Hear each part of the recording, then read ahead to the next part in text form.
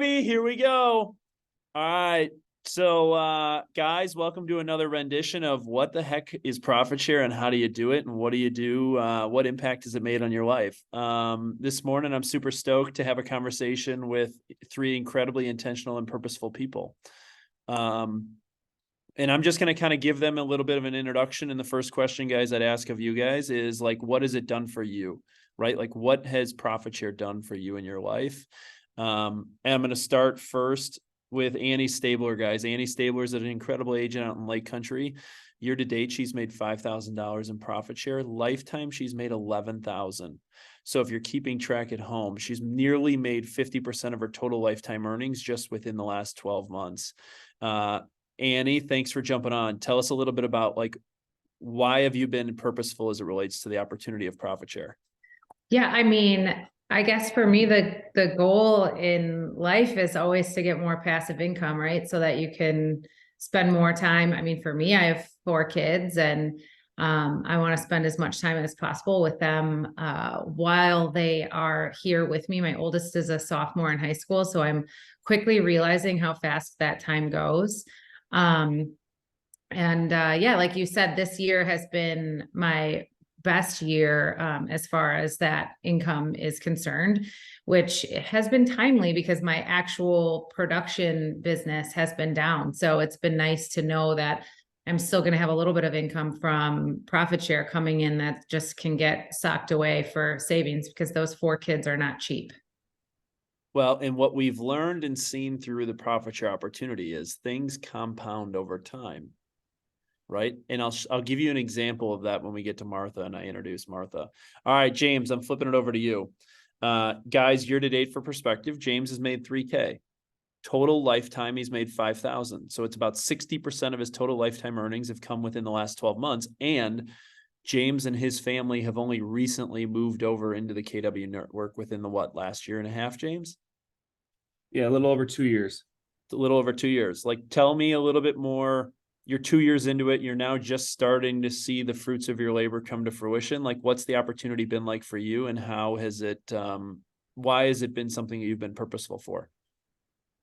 Honestly, I went into it just really wanting the best people in the industry to be on our team. Like that's more what I was attracted to, was just being like with all of the best people. And that's what I put my focus on. But I think the financial aspect of it really did come into focus for me this last year with my son being born and my wife becoming a stay-at-home mom. It's been really nice. Like the last couple months when those profit share checks hit, it's like, all right, I can see this is very helpful to us. So that's definitely a motivating factor for me now. Well, and it's funny how, like, you know, when you have others that you need to provide for, whether it's your family, whether it's people you work with, whether you work for, like your perspective on what's important, changes a bit. And how your lens of focus of, like, Annie, what I loved you talked about is like truly passive income opportunities of, man, I got 4 kids. Like I got 4 college educations to pay for. Like I know your kids go to private schools. Like those are real bills that come in. And if there are ways in which that those bills can get paid for in way, that didn't take a lot of effort outside of having an incredible reputation and the relationships you build, it's an incredible opportunity. All right, KG, I think he's one of the best poster childs as to the opportunity and what it's done. Guys, for perspective, KG year to date has made $8,000. In his lifetime, he's made $52,000 in total profit share. And it's really only been within the last like 3 years in which that KG has been intentional or purposeful with his profit share opportunity. And you can see, I mean, the dude's made $52,000 basically in the last 3 years. KG, what's it done for you, and why has it been something you've really been purposeful with? Kind of like what the first two said, passive income, that's a buzzword that everybody wants to take advantage of, especially in this business. It just really rewarded me for stuff I'd be doing anyway. Like James said, bringing the best people that we have deals with, people that want a career in real estate and helping change their lives. And then that's the fun for me. Then when you get financially rewarded for it, that's just like the best. And it's been interesting because you look, when you first start, you set goals. You're like, all right, I want profit share to pay for this. So I remember when I first started, I had like a $300 a month goal. And then I hit it. I was like, all right, I made that. Now I want profit share to pay for this. And you find yourself working your way up a ladder where now it's like, all right, profit share is going to pay my mortgage, right? And then you set different goals in your life that profit share covers. So if you're intentional about meeting people and changing their lives, and ultimately it comes back to you. And, I gave this story earlier this week. We enrolled Stefan into 3K, and profit share happened to be a little bit over 1,500, and guess what his bill for the year was? About 1,500. It just went from here to there, so it felt good. And it's stories like that are what make the opportunities so incredible. And it's an unexpected, KG. He gets a payment on August 21st for $1,500, and he gets a bill on the 22nd for $1,500, and he doesn't even think about paying it. It's just, yep, here we go. Right. It's good. All right.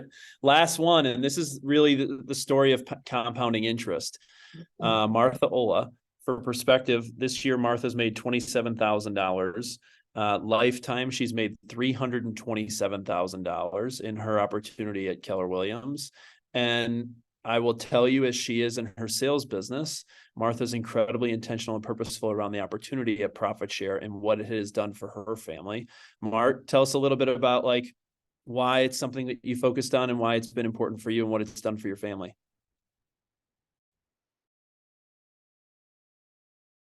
Marty, you got to come off mute.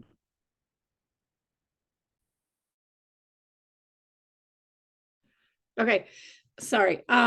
So I was one of the first ones on board here at KW when we started 10 or so years ago. And it was a leap of faith and super exciting back in those times, and still is. And, the idea of profit share was really something super attractive. And, when we first started out, profit share was like $100 a month or something like that. And now it's grown so much, and it's just changed our life so dramatically, my family. We have 4 kids, and they're all adults, and many of you might know 3 of our 4, but the 4th one is in college and in his senior year. And, it's just made such a difference in our lives as far as travel as a family, as far as home improvements, and all of the extra things that we always struggled to pay for. Profit share has been that.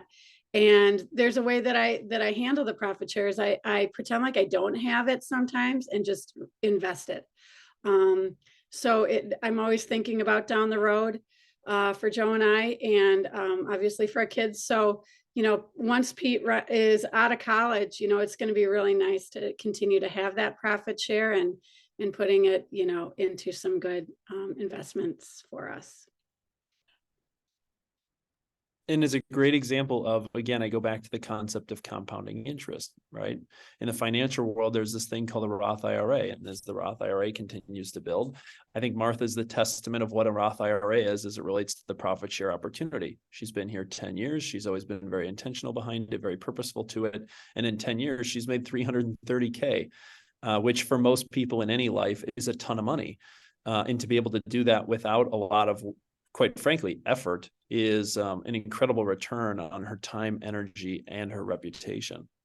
So let's go. I'm going to flip to Annie or James, as you guys are kind of relatively the newer kids on the block as it relates to taking advantage of the opportunity in a way. But how do you approach it, right? What is it that you've found to be successful as people start conversations or dialogues, and how do you approach it in a way that it doesn't come off as if you're trying to leech them or whatever it may be, but you come off in a very genuine and authentic way? So I am, as most of you probably know, I'm a solo agent, and I am not a person that has aspirations of building a big traditional team. And so for me, I just kind of started to think of it as this is my way to sort of build a team of people. And I've got people that I have under me in profit share here in Wisconsin and also in other states. But build a team of people with that I can sort of mastermind with, network with, be surrounded with. We can lift each other up. And I benefit from that more than just financially. I benefit from that in building my business. So I sort of look at it as like, this is my non-traditional team. And I've started anyone that I bring in profit share, like that's in my downline. We get together for coffee once a month, and we sit down and kind of mastermind and talk about specific topics and things that we are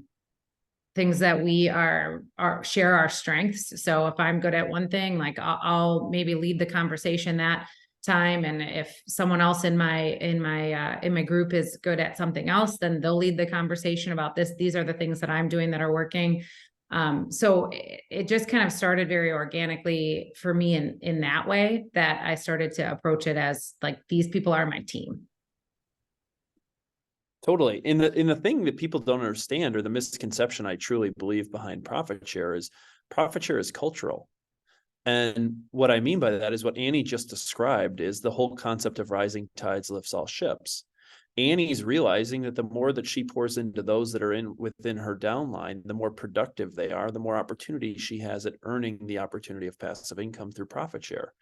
And when you understand that at the highest level and how you give back within the community and the culture, and that you raise the level of bar in terms of productivity, creates the opportunity for more profit share. So I love that answer. James, how about you? Like, as you got into this and as you transition from a different brokerage world that has different cultural environment and things like that, like, how did you approach the conversations as it relates to your network or your peers that you were kind of like, hey, look, there's something different here. You should take it. You should consider the opportunity.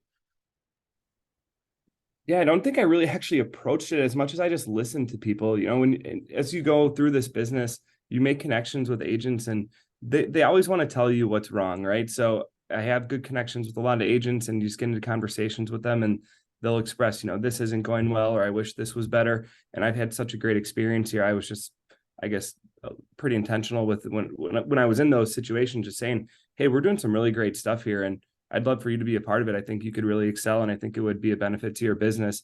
And fortunately, a couple of those conversations have turned into really good agents making the move and also finding success here. It's a perfect example of the opportunity of active listening. And what James just described was, agents are always willing to tell you their problems. And if you're willing to listen and then provide your own anecdotal experiences, and like Annie, I know you've done this through conversations I've had with people you've introduced me to. You just say, hey, look, this is my experience. I recognize you may not have the same experience at where it is that you are, but this is my experience. And sharing your own anecdotal stories is the most powerful tool. KG, how about you? You've had a little bit more of or Mart, you have something to say on that?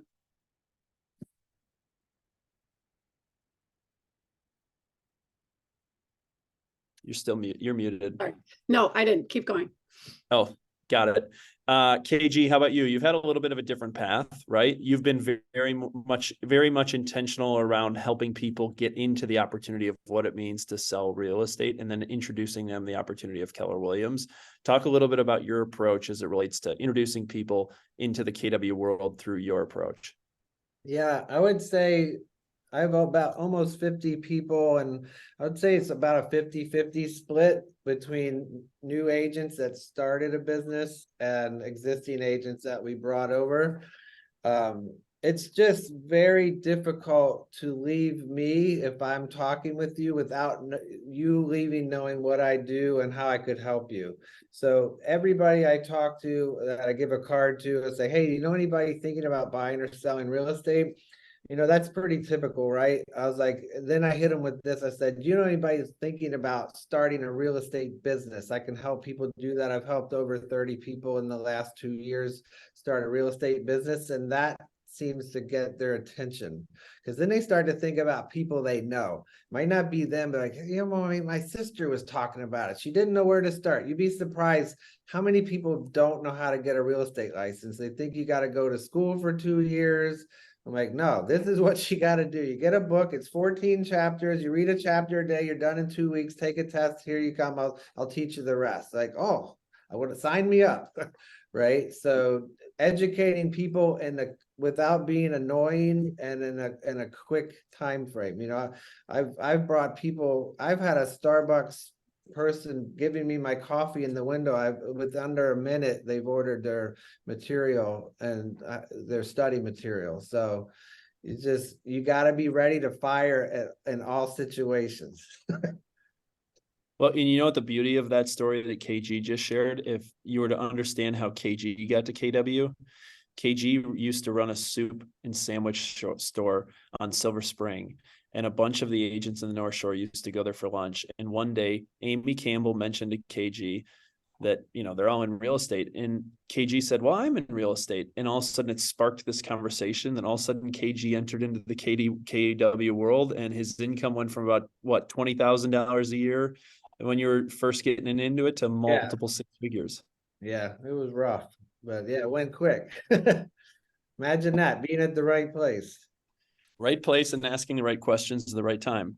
Yeah. All right, Marty, for someone who's been here basically since day one, you know, you've seen the organization truly evolve or change throughout the last 10 years. Like, and you've been really intentional, especially with me, of introducing me to people that you believe would be great fits within our organization. Like, how do you take that approach, and how do you start that dialogue with people? And then talk about a little bit how you're really good with creating the transition from the initial conversation you have to creating the introduction to me or Mandy or anybody else.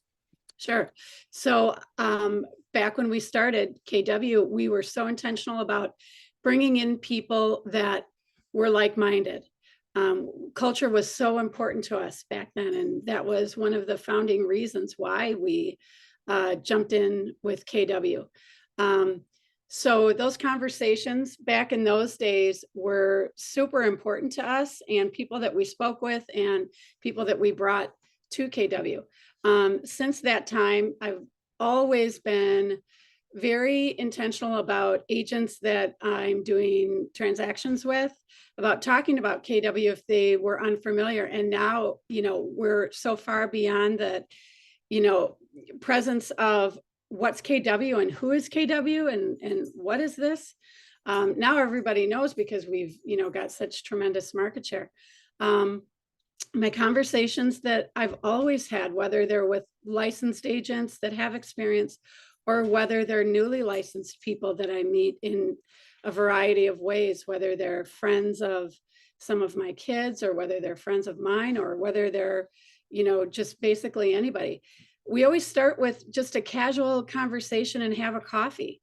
I don't like to be, you know, real hardcore pushing KW. It's just more of, let's talk about your business. Let's talk about what KW has to offer, and let's talk about our culture. And, you know, at that point, we talk for maybe about an hour. And then I always say our next step would be for me to introduce you to Charlie or Mandy or whomever to further the conversation and see if it's a match. And typically those conversations go really, really well. And, you know, I just take a more casual approach and warm and fuzzy and just really talk about what KW has done for me and my family over the last 10 years versus having been in the business for 25 years with Maureen. The real difference has been the last 10 years. Totally. And the other thing that I think people really need to hear that Martha's really good at is she's a filter and a protector of the culture. Like, she has shared with me many, many times, hey, I went to coffee with X, Y, and Z agent, and I just want you to know, I'm not quite sure they're the right fit. And she doesn't try and force a square peg in a round hole. And I know she's excited about someone when she comes to me and says, I really think you should have a dialogue with Jim Smith, agent at XYZ brokerage, because I think that there's alignment as to our mission, vision, values. And as she's done the initial kind of consultation, is probably not the right word, but the initial kind of filter as it relates to alignment in culture, the conversation is so much easier as we enter into where it is that they are, what is their gap, and how does KW help fill the gap to help them get to where they are. Martha having those initial dialogues and not pushing anything, but just being a good active listener has helped create conversion within the opportunity. And one thing that I always recommend too, now that we're back to in-person Tuesday meetings, I always offer the opportunity if they are casually thinking about KW, and I say, you know, I'd invite you to a Tuesday meeting so you can really see what we're about. So you can see how dynamic the group is that's present, and also the ability to be on a Zoom. And you can see what we talk about and how impactful that 60 minutes is on your business. I don't think there is anyone who has been more intentional with leveraging a Tuesday meeting other than KG. And I think he uses the Tuesdays as his close. Because every single week, KG will text me and say, where are you doing team meeting from this week? I have 2 people that are going to join me. And he always kind of follows with a band of brothers that show up, and I just help him solidify the deal. Right, KG? It's easy. It's just, you sit back and you watch their jaw drop, and they're like, that's not like our team meeting. I won't say who or where, but there were these couple of women I brought once. They're like, our team meeting's not like that, and they were excited. I was like, well, what's yours like? She's like, well, we usually just argue for an hour. I was like, about what? I don't know, but yeah, the Tuesday meeting, Martha, you're right, does the work for you. Absolutely. And it's the idea of the inclusivity and the collaboration. It's not so much around the content and the opportunity to get into an environment to say, what does this look like? And are you an environment that supports your needs? Annie, all right, I'm going to flip it back to you. What are some of the lessons you've learned through this experience of like things that have worked, things that haven't worked, and how you've kind of honed in your approach, like really within the last 6 months to really take advantage of an opportunity in a big way? That's a great question. I haven't really given much thought to what hasn't worked. Because I just, like others have said, I really just sit down and have conversations with people about, and I don't even necessarily approach it as like I'm going into this with the intent to bring them into KW. Like it kind of just started with, I just wanted to connect with more agents and build better relationships just across other brokerages. And oftentimes that conversation has led into like, oh, by the way, I'm frustrated with this at my brokerage, and the conversation just sort of like leads that way. So I guess the thing that I've found works the best is just, as with anything in this business, just being authentic and actually caring about that person and what's going to be best for them. Because, kind of like what Martha was saying too, and what you were saying, that how she filters people out. Not everyone is the right fit. And we certainly don't want to bring someone in that's going to be a cancer to our culture. So I am really mindful of that and who I want to build relationships with to begin with. I guess just that's sort of my approach, is it's really just conversation. Well, and knowing your transactional side of your business, you treat your transactional side of the business the same way in which that you approach the profit share piece to it. And it's not this like show and dance. It's just, here's who I am. And I attract what I attract. And it's not by accident to see what you've done both on your transactional side of your business and what you're doing with the profit share piece, and how things just compound over time by being genuine and authentic.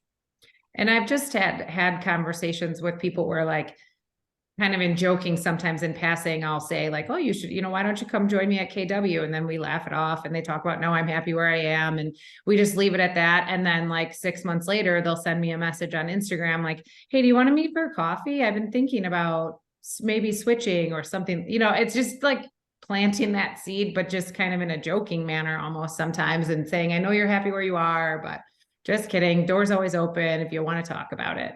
So you never know when the pain point is going to show up in their relationship with where they are. Yeah. And we don't try and force it. It's just, I always say really successful people always need a plan B. Do you have a plan B? Yeah. And if you're paying, I won't go into that. Never mind. That's it usually, right. If you're, those are the conversations that, like, how it usually kind of starts is like, do you realize how much you're paying to your broker? Most people don't. No. Because they're not running a business like a business. Yeah, KG. I was going to bring up a point that you guys are on right now that I've utilized you in the past for. Correct me if you don't do it anymore.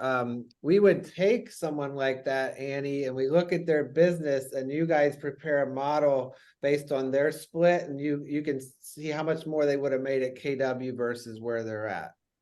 Yeah, we do it all the time for people. Because here's the truth. There are no secrets in this business, as much as many other business model believes that they're being sneaky or whatever. I can tell you, If you're at a certain model and you're on the 90-10 split, you're paying $1,389 a month. And then we just look at your production and based on where you are times the 10% and say, wow, gosh, the break even on that is $4 million.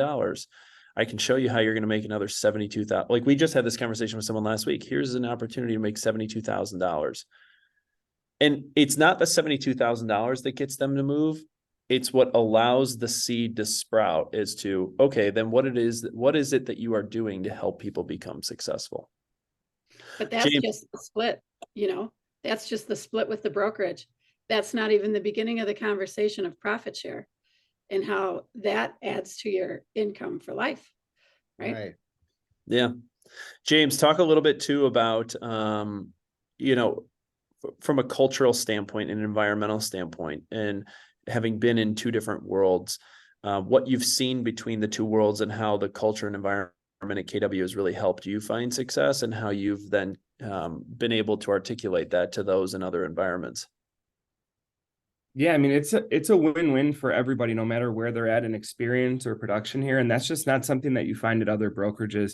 So being able to, being someone that produces a little bit more, being able to teach and find or have opportunities to find that person who might be a right fit for my team has been extremely beneficial to me. And then seeing just younger people or people who are really looking to improve their business, be able to get the training that they're looking for and just be around top producers and have all that, just that sharing culture where the info is always available. That's really unique. I don't think people realize that when they're at other brokerages, that there are places like this where we do share and help people. Totally.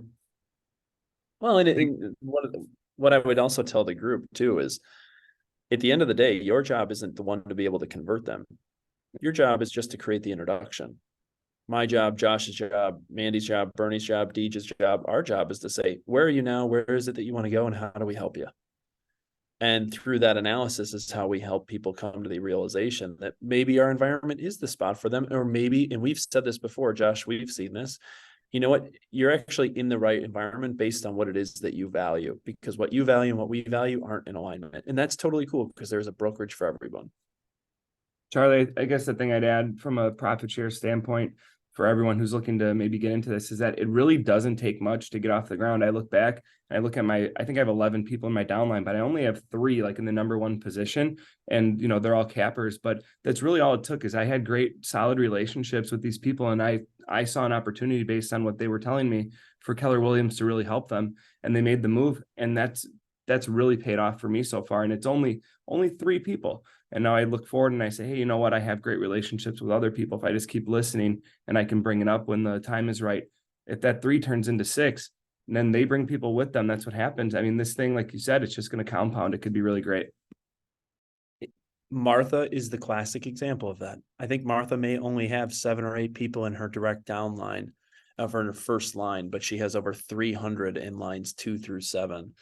And you see the impact that it's had on her business. And I know, KG, you've been really helpful in those that are in your downline, helping them create opportunities for their downline, because you understand the how it compounds. Yeah, it's fun to see how it goes up and who you're helping. So I'm in Martha's somewhere along the line there. Right. Yeah. I pulled up that report today, if you guys all obviously know how to pull it up, because I thought we might be put on the spot to talk numbers and all of that. I'm like, I don't even know. I need to look. But it is pretty cool to see who all is in your downline and how all of that happened. It's really neat. And to where Annie's Jay Schmidt fell in line was interesting. And it's to Annie's point earlier that when someone calls and says, hey, I need help, Martha's the first to raise her hand and say, look, I can answer that question. I can give you my vendors. I can go on a listing appointment with you, because she understands how it gives back to her. Yeah. Cool.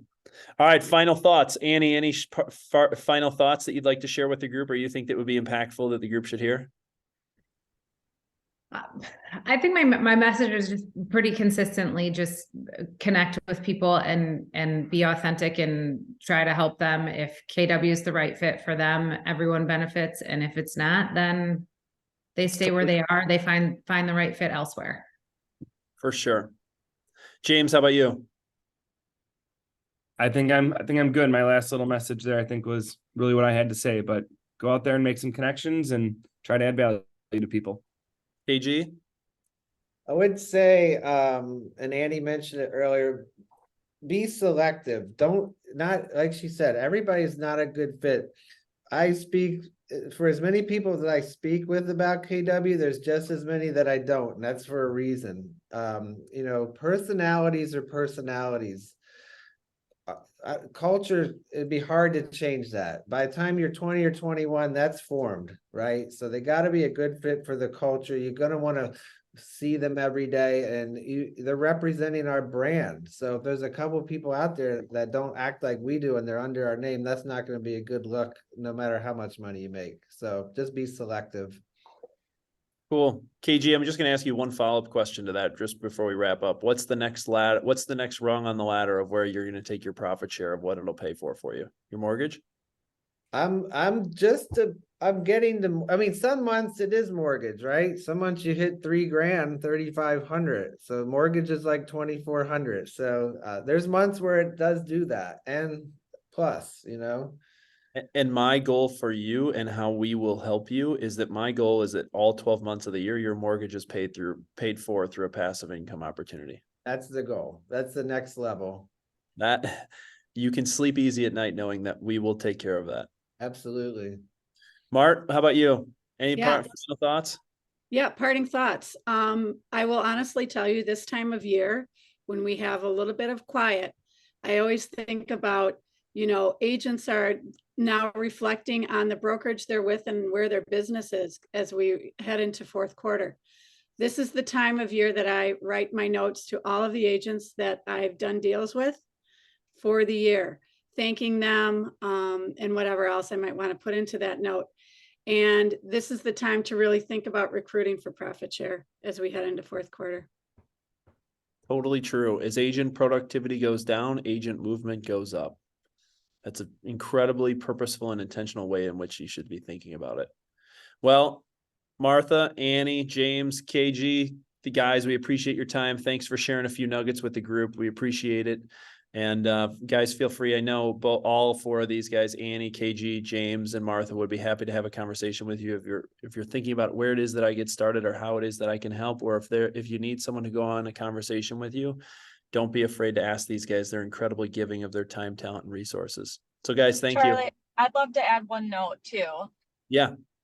I think also something that's really important is that you don't need to be the recruiter, right? If you don't know the other financial models or want to have those high-end conversations, all you have to do is introduce them to a team leader, to Charlie. Sarah Oberbrunner, who is extremely intentional, never wants to have those conversations. So she just hands them off to us. She might just say, I had a great deal with them. They were such a good agent. I didn't even bring it up, but I'd give them a call. And we always make sure at the end of the day that they write down your name. So if it's something that you're just not confident in, just give us their name or just say they might be interested. You don't have to be the expert to get them from 0 to 100. Just create the intro. That's an incredible reminder. And there are many folks that aren't comfortable with having the initial conversation, and that's totally cool. We walk into it and say, hey, Annie Staebler said you were incredible to work with. Would love to sit down because we need to know the top people in the market, because it's inevitable in which that you will do a deal that goes sideways and we need to have a relationship.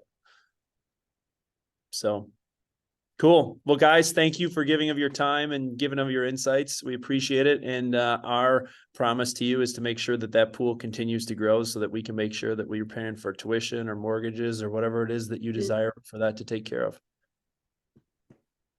Thanks, guys. Have a great day. Thank you.